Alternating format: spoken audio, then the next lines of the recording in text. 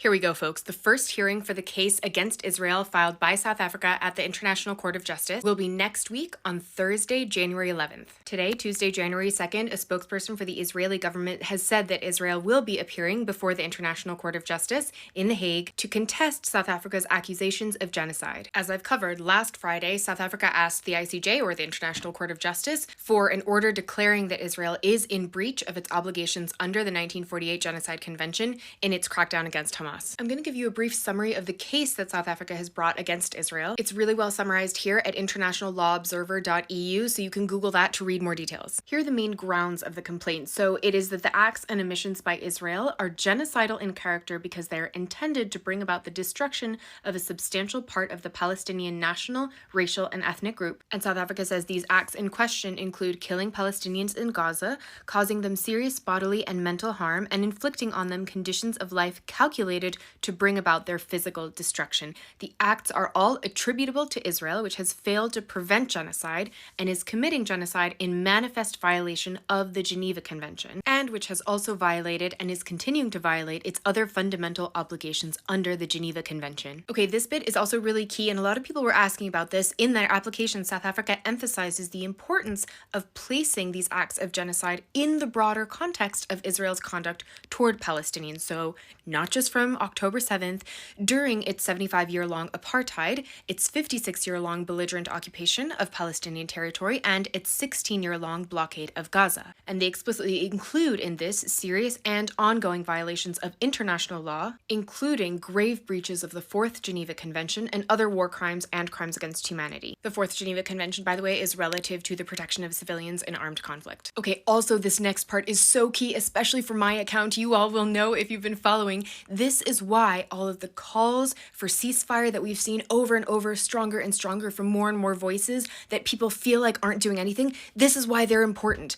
A detailed account in the application by South Africa is provided of the calls to prevent and stop the genocide by world leaders and state representatives, UN experts, and the UN Committee on the Elimination of Racial Discrimination. All of these calls are so important, even if they cannot on their own from one day to the next just end the conflict. They can't just end violence on their own, but this is why they're important. These are some of the forms and acts of genocide that South Africa cites Israel as committing against Palestinians in Gaza. That they are, number one, engaging in killing Palestinians in Gaza, including Palestinian children in large numbers. Number two, causing serious bodily and mental harm to Palestinians in Gaza, including Palestinian children, and inflicting on them conditions of life intended to bring about their destruction as a group. Some of these conditions are expulsion from homes and mass displacement alongside large-scale destruction of homes and residential areas, deprivation of access to adequate food and water, deprivation of access to adequate medical care, deprivation of access to adequate shelter, clothes, hygiene, and sanitation,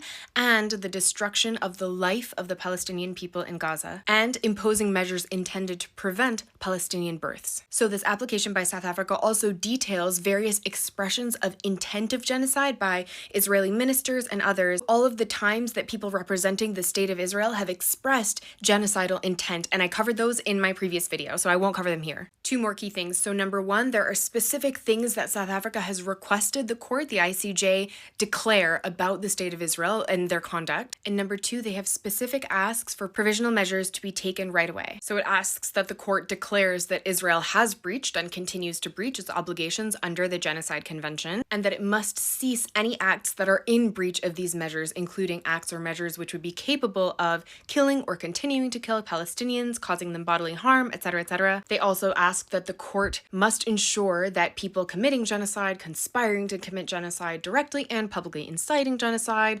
etc., etc., are punished by a competent national or international tribunal. It also asks that the court demand that Israel performs obligations of reparation toward Palestinian people. So as they write here, that includes, but is not limited to, allowing the safe and dignified return of forcibly displaced and or abducted Palestinians to their homes, respect for their full human rights, and protection against further discrimination, persecution, and other related acts, and for Israel to provide for the reconstruction of what it has destroyed in Gaza, consistent with their obligations. So here's what they're also asking the court to do immediately. They say, in light of the extraordinary urgency of the situation, South Africa has sought an expedited hearing for its request for the indication of provisional measures. So they're also requesting of the court in this application an immediate ceasefire. So they've requested the president of the court to protect the Palestinian people in Gaza by calling upon Israel immediately to halt all military attacks that constitute or give rise to violations of the Genocide Convention. So as they explain here, as a state party to the Genocide Convention,